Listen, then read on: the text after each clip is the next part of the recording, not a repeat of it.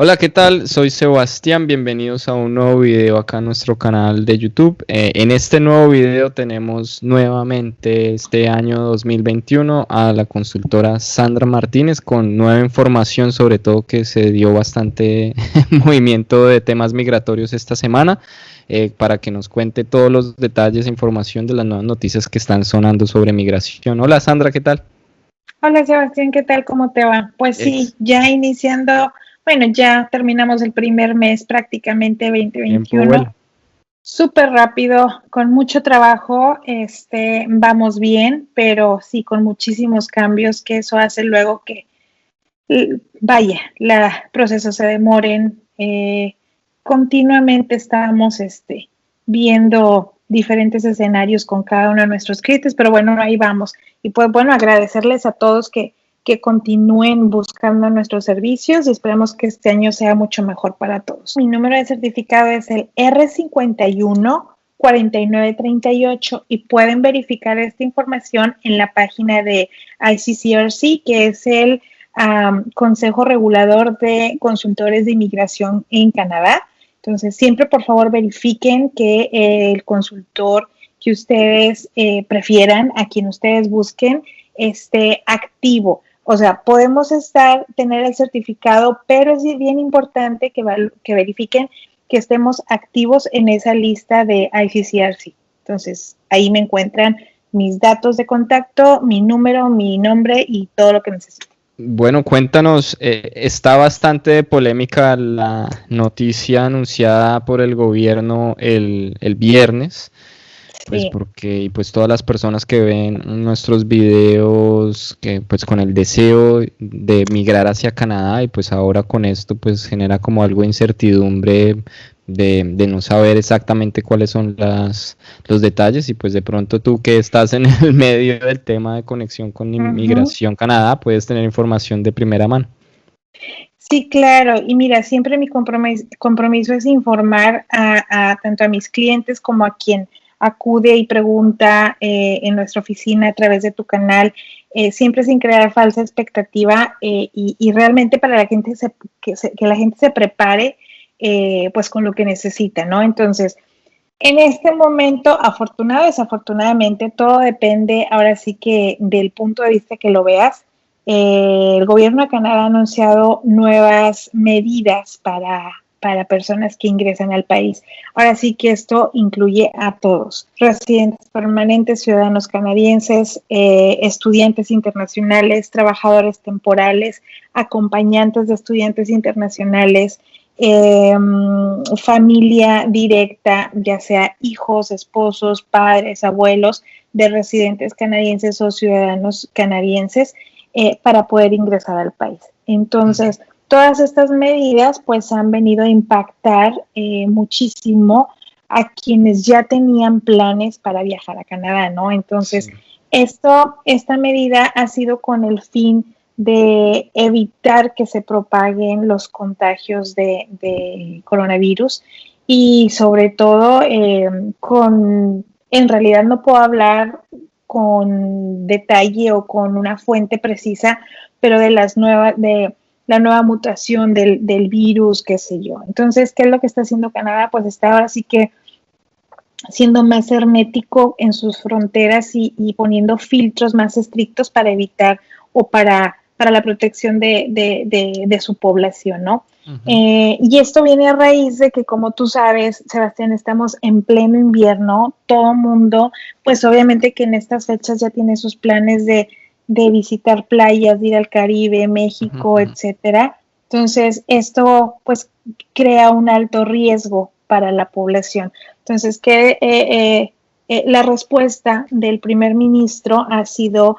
en función de la presión que ha tenido de todas las provincias, de que algo se necesita hacer, porque si tú sabes, en las últimas semanas también ha habido medidas más estrictas por parte de cada una de las provincias. Ontario, por ejemplo, en este momento hay un lockdown total y Ujú, creo que es hasta el 8 de febrero, una cosa ujú. así, y puede ser que se extienda. Entonces, los contagios se han incrementado en algunas provincias, es por esto la razón de estas medidas. Ahora, ¿en qué consisten estas nuevas medidas? Bueno, ya teníamos el requerimiento de que cuando tú llegas a Canadá, tú tienes que presentar una prueba de COVID negativa con una vigencia de al menos 72 horas. Luego tenías que estar 14 días en aislamiento y luego ya poder salir. En este momento se ha modificado. Esa misma prueba la tienes que traer contigo a tu ingreso, que solamente van a estar los aeropuertos habilitados para ingresar vuelos internacionales Montreal, Toronto, Calgary y Vancouver. Entonces, a tu llegada va a haber otra prueba que te van a hacer en el aeropuerto y luego te van a aislar o te van a llevar a un hotel designado por el gobierno de Canadá por 3 días. Este hotel va a ser con cargo a la persona que lo vaya a utilizar, o sea, uno mismo va a tener que pagar ese hotel. Si a los 3 días que tengas el resultado es negativo, tú puedes entonces ya trasladarte finalmente pues a tu casa o a tu Airbnb que rentaste o a donde tú tengas destinado pasar esos 14 días, completar los 14 días, que en este caso ya serían 11. En el caso de ser positivo, el resultado de esta prueba que te hagan a tu ingreso a Canadá, entonces el gobierno de Canadá va a determinar tu traslado a una institución médica que ellos designen, ¿sí? Entonces, estamos hablando que el hecho de que tú te vayas a hospedar por 3 días en un hotel que ellos determinen va a tener un costo aproximado de $2,000. A eso, o sea, eso tú lo vas a sumar a tus gastos que ya tienes planeados para ingresar a Canadá, y a quien está impactando más obviamente es a los estudiantes que estaban por iniciar un programa de estudio, ya sea en febrero, en marzo y ahora hasta aquellos que ingresen en mayo. Entonces, todo esto lo que va a provocar es que si deciden no viajar porque es un gasto adicional que no se tenía contemplado y va a afectar el presupuesto, pues nada, va a suceder lo mismo que empezó a suceder el año pasado, que se solicitan los cambios de fecha a las instituciones educativas. Entonces, se va a crear otra vez ese caos con las instituciones de volver a esperar semanas por una nueva carta de aceptación para poder ingresar eventualmente a Canadá. Entonces, es complicado, es complicado. Esta medida es a partir de ya y hasta el 30 de abril. Todas las personas que venían a estudiar y que entraban a Canadá antes del 30 de abril, en este momento les cobija esta nueva política. Correcto, correcto. Okay. Entonces, el impacto ahorita inmediato que ya se ha visto, porque desde el viernes he empezado yo a tener llamadas de mis clientes. Sandra, ya tenía mis boletos. Sandra, ¿qué va a pasar? ¿Qué sucedió? Que muchas aerolíneas cancelaron sus vuelos. Cancelan sus vuelos, entonces no pueden viajar. ¿Qué es lo que están haciendo? Pues están buscando alternativas para poder viajar en otras aerolíneas, pero esto involucra a lo mejor costos elevados, involucra también hacer escalas en Estados Unidos, por ejemplo, para países de Latinoamérica, para Sudamérica, por ejemplo, pues van a tener que hacer escala en México o van a tener que hacer escalas en Estados Unidos, lo cual, bueno, está bien, es una alternativa, pero ¿qué va a pasar? El costo se va a elevar. Hay quienes no tienen una visa para ingresar a Estados Unidos, no creo que les dé tiempo de obtener una visa de tránsito. Entonces, todo eso complica los planes. Para quien tiene los medios y tiene la visa, pues es una alternativa. Pero para quienes no, pues van a tener que esperar hasta que sea posible ingresar sin estas medidas. O sea, no sin estas medidas. No sabemos cómo se vayan a flexibilizar después del 30 de abril. Pero pues va a tener que...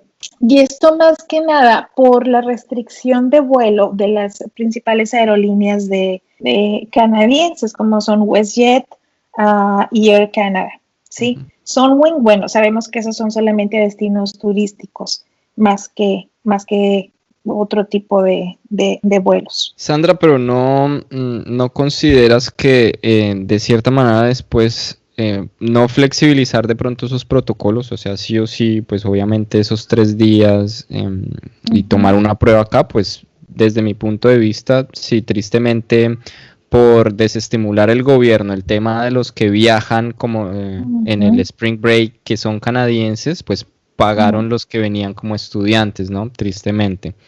Totalmente. Pero finalmente pienso yo que el gobierno debe ver esos casos particulares de estudiantes internacionales, trabajadores que venían pues, a aportar al país, ¿no? Porque vienen pues finalmente a activar la economía.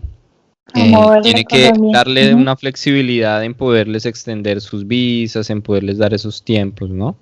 Mira, tú sabes que siempre que durante toda época de la pandemia, siempre que han establecido una medida o un requerimiento, a los días siempre hay una excepción o hay una forma de manejarlo distinto dependiendo de cada población.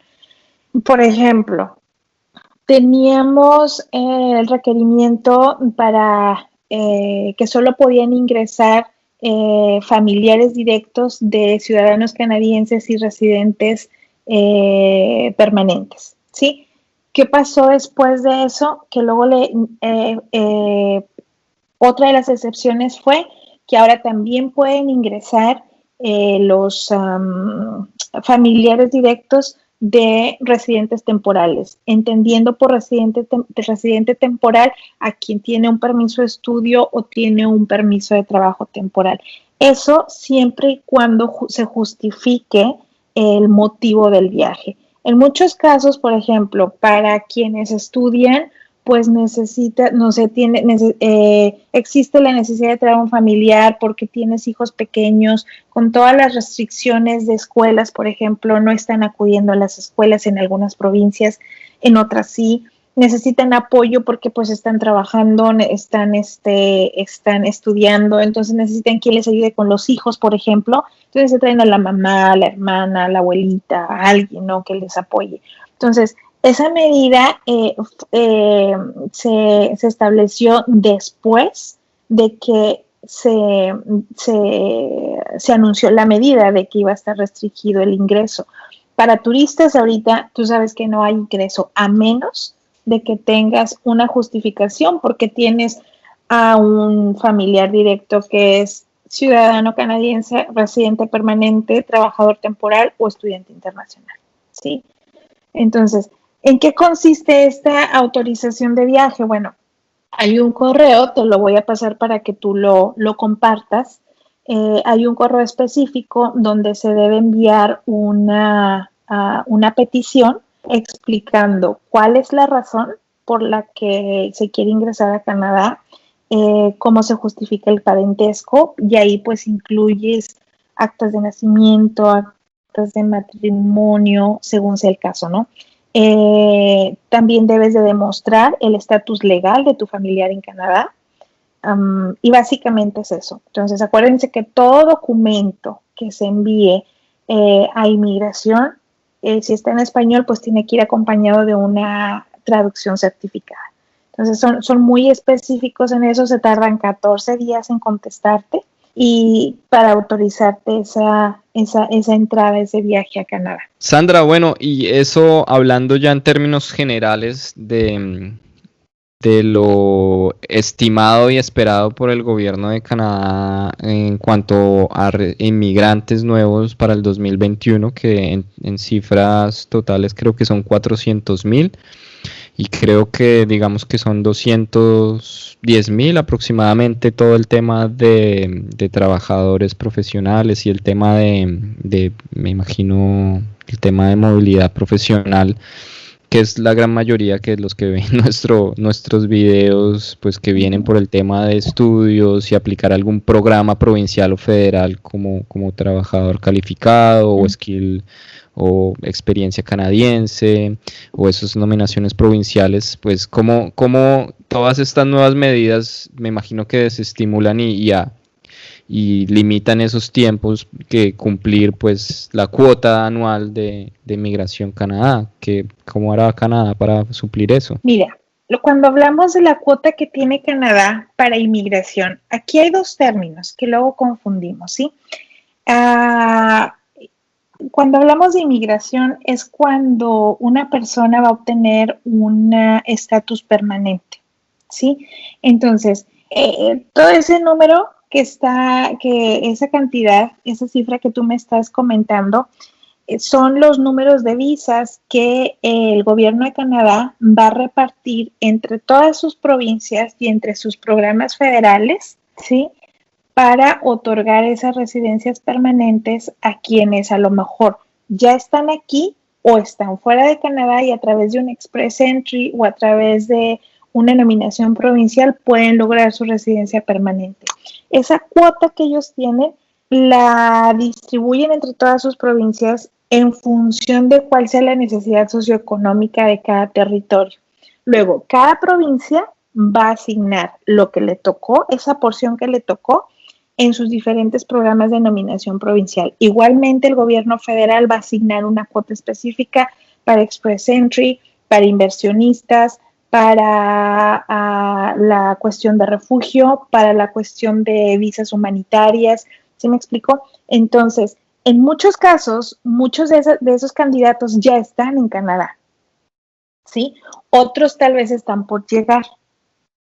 Entonces, ¿a qué se refiere todo esto? A que el año pasado a lo mejor no se cumplió con la cuota en el sentido de que la mayoría de los centros de procesamiento de visa estuvieron o cerrados o trabajando de manera remota. Entonces, no lograron concluir una gran cantidad de solicitudes, ¿sí? Entonces, por eso este año supongo yo que van a definir alguna nueva estrategia para asignar recursos, tal vez de manera, porque hay muchas solicitudes que se envían físicamente. Esas solicitudes están detenidas, ¿sí? Entonces, esperaría yo que este año, en realidad no sabemos, ¿no? Son solamente especulaciones. Esperaría yo que este año la estrategia sea o asignar más personal o habilitar esos centros de visa que han estado trabajando de manera reducida y poder completar esa cuota que han anunciado. Entonces, siempre es un plan, ¿sí? Siempre es un plan. Aún para ellos es incierto, como ha sido incierto desde marzo del año pasado, cómo se han venido desarrollando las cosas. Por ejemplo, la semana pasada, para Colombia, México y la mayoría de los países de Latinoamérica, los tiempos de procesamiento nos indicaban que eran 32 semanas. Esta semana, que acaba de terminar, han cambiado considerablemente. Sí, para Colombia me parece que son 10 semanas, para México 12 o 17 por ahí, para Argentina 5 o 6. Entonces, eso me indica a mí que están trabajando en sacar todo ese cúmulo de solicitudes que se les habían venido acumulando, entonces, o que se les habían venido rezagando por ahí. De otro modo, no veo cómo se vaya a desarrollar todo el tema. Eso es lo que te digo. Es mi idea, es lo que esperaría que sucediera por lo que estoy viendo que está pasando en este momento. Hemos empezado a recibir más respuestas. Hubo como 3 meses que no recibimos absolutamente nada, ni siquiera hasta el momento. En muchos casos hemos estado apenas recibiendo solicitudes de biométricos. Pero bueno, eso ha sido más o menos el comportamiento y no ha sido un comportamiento estándar. O sea, ha sido muy incierto, si me dices tú, bueno, en tu experiencia, ¿cuánto va a tardar esto? Pues antes te podía decir, ahorita no te puedo decir, porque en unos casos me contestan al siguiente día, en otros casos pasan meses, entonces es difícil. También depende de cada caso particular. Te pregunto, algo que se ha generado un poco de polémica en estos días en temas de solicitudes de visa, sobre todo de estudio, es que en la carta de motivos, es decir, que sus intenciones son finalmente residir y aplicar una residencia permanente y quedarse a vivir en Canadá, o no decir nada de eso, simplemente decir usted viene a estudiar, hace su proceso de estudio, termina su programa, si puede aplicar un permiso de trabajo, pues termine su tiempo de trabajo y luego regrese hacia su país. O sea, que en la carta de intenciones, ¿qué se debe decir? Porque después algunas personas muestran que le han negado su solicitud de visa y Por dice el que propósito. no tiene los suficientes, ¿cómo le llaman eso? Para regresar, motivos o algo que lo ate a su país, Vínculos. unos No vínculos, tiene un eso vínculo, para un regresar. arraigo. Entonces, pero sale Bueno, diciendo el ministro de Inmigración, que ellos quieren es que el estudiante venga y se quede. Entonces queda uno sí, decir en qué. es muy ambiguo. Te voy a decir por qué. Eso es lo que puede decir el ministro, pero ¿qué sucede? El oficial de inmigración que evalúa cada caso, a su guía son los procedimientos escritos basados en las regulaciones y en la ley de inmigración. Entonces, ¿qué es lo que dicen las regulaciones? Bueno, un permiso de estudio nunca tiene el propósito de una residencia permanente. Un permiso de estudio, por tener un carácter temporal, ¿sí? De residencia temporal, el propósito de este es que el estudiante tenga o establezca su justificación de su intención de estudiar en Canadá basada en su desarrollo profesional y en el beneficio que le va a traer adquirir experiencia laboral internacional. ¿Sí? Cómo esas habilidades, esas nuevas habilidades que va a desarrollar, esos nuevos conocimientos y el estar expuesto a otra cultura, a otro idioma, a otra forma de trabajo, va a elevar su valor curricular, su valor profesional y va a ampliar ahora sí que su esquema, vaya, repito, profesional en el sentido de que va a ser más competitivo, va a tener más oportunidades de empleo, etcétera, no solamente en su país, pero en cualquier otro país, dado que la educación en Canadá pues tiene reconocimiento a nivel internacional. Por un lado es eso, el propósito es, y que siempre les quede bien claro, es el desarrollo laboral, o primero el desarrollo profesional y laboral. Luego, ¿qué pasa? O sea, sí, el ministro dice que quiere que los estudiantes se queden, pero eso no significa que no va a haber filtros de selección, ¿sí? Entonces, tú vienes y estudias algo, pero si tú no logras desarrollar la experiencia laboral que tú requieres para una residencia permanente, entonces, si hablamos desde el punto de vista de estrategia de Canadá, pues a Canadá no le conviene que tú no logres establecerte laboralmente porque eso impacta su economía, ¿sí? Entonces, lo que quiere es que tu talento que tú has desarrollado, en lo que tú has invertido, obviamente sirva para tu desarrollo, pero también traiga un beneficio al gobierno a este país.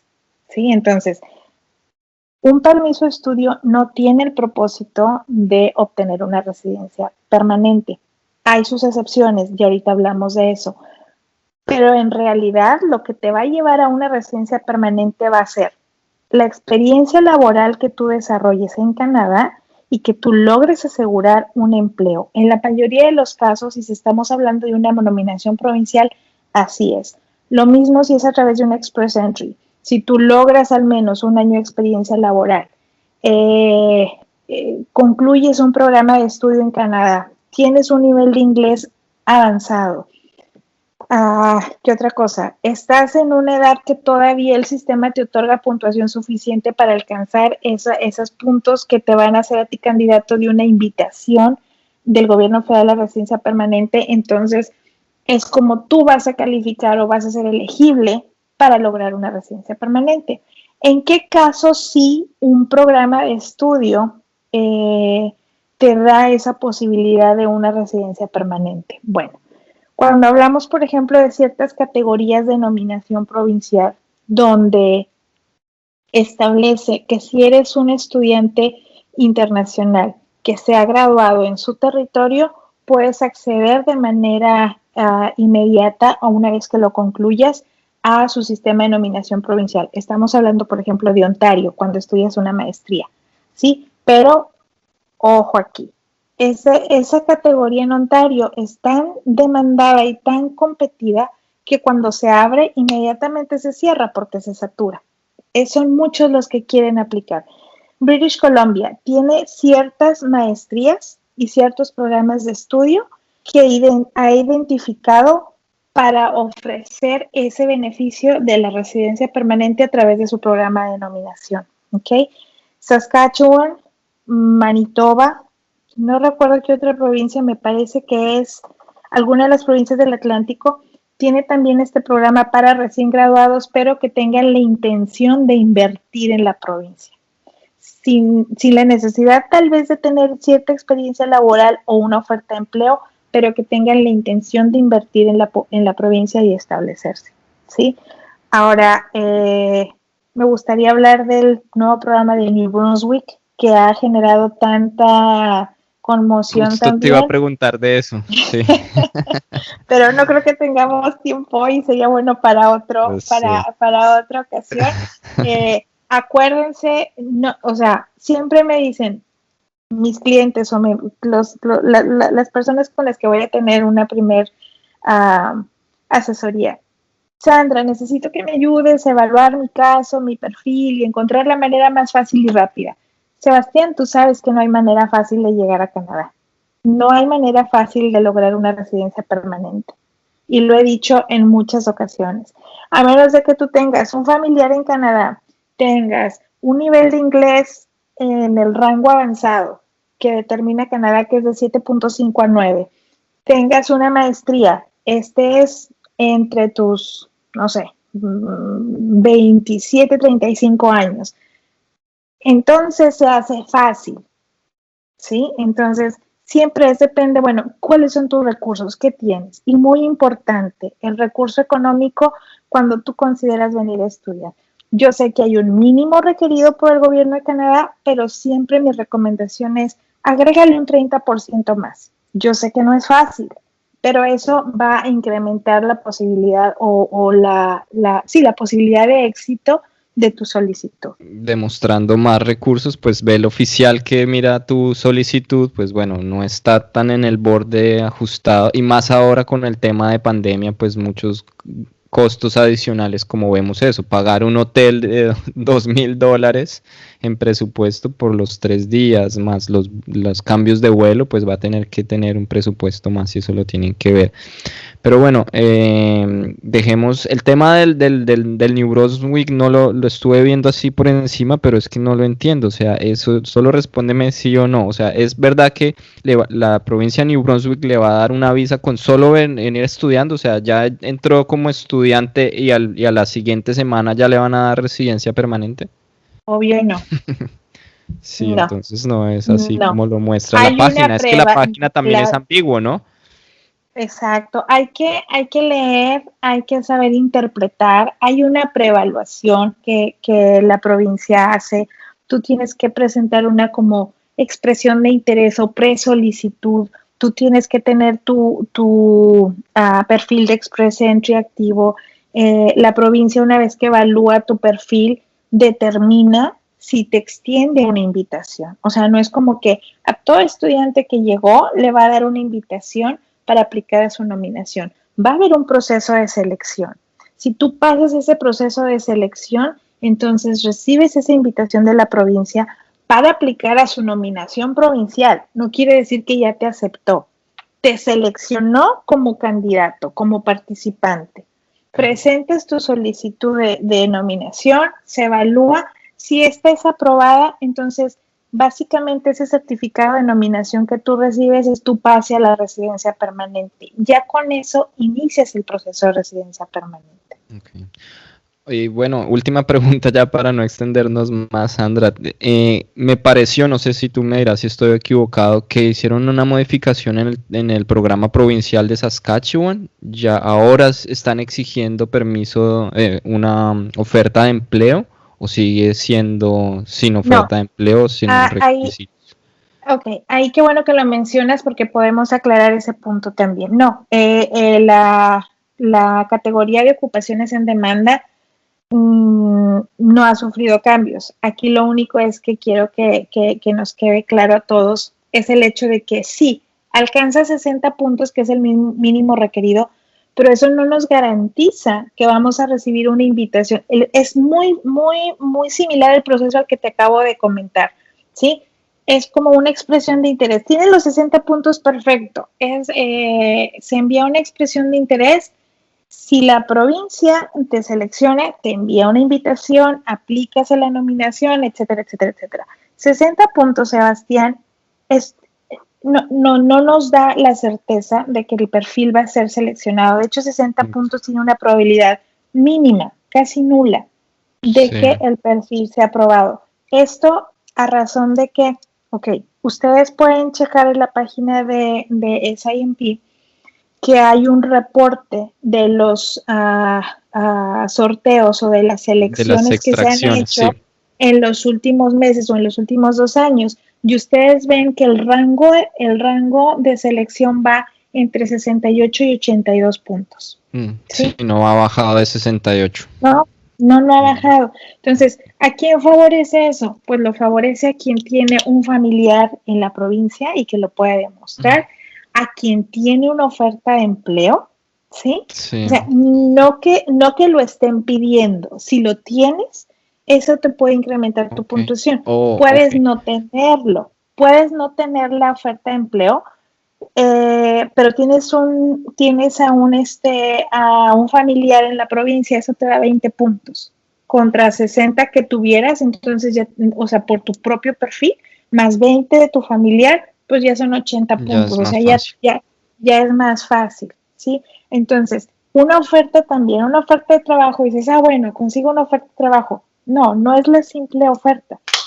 El empleador tiene que hacer un trámite con la provincia para que la provincia apruebe a ese empleador para darte a ti un contrato de trabajo permanente. ¿Sí?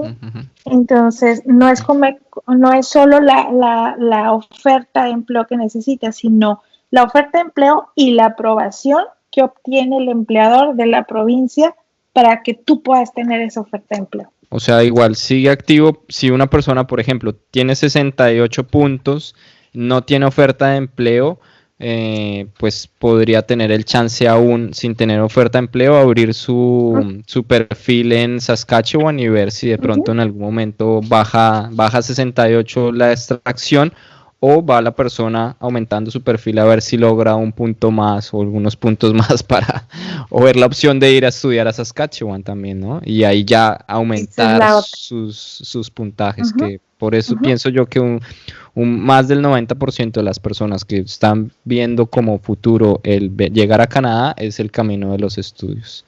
Y eso finalmente es donde las personas deben mirar. Se traduce en una inversión importante.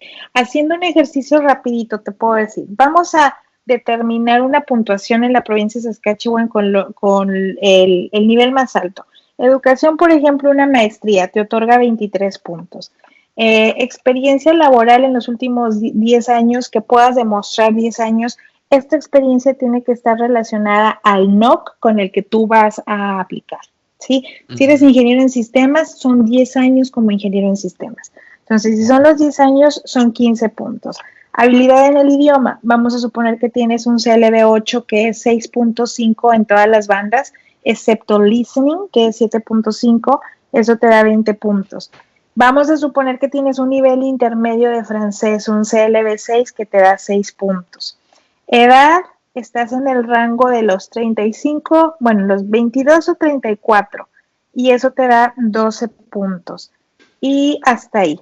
Eso es sin tener una oferta de empleo, sin tener un familiar. Eso nos da 8, 10, 16, 2, 4, 5, 6. Eso te da 76 puntos. Pero tienes una maestría, 10 años de experiencia, 34 años como máximo.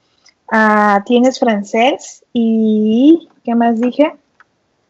Y un CLB, un inglés avanzado. Un inglés avanzado, sí, claro.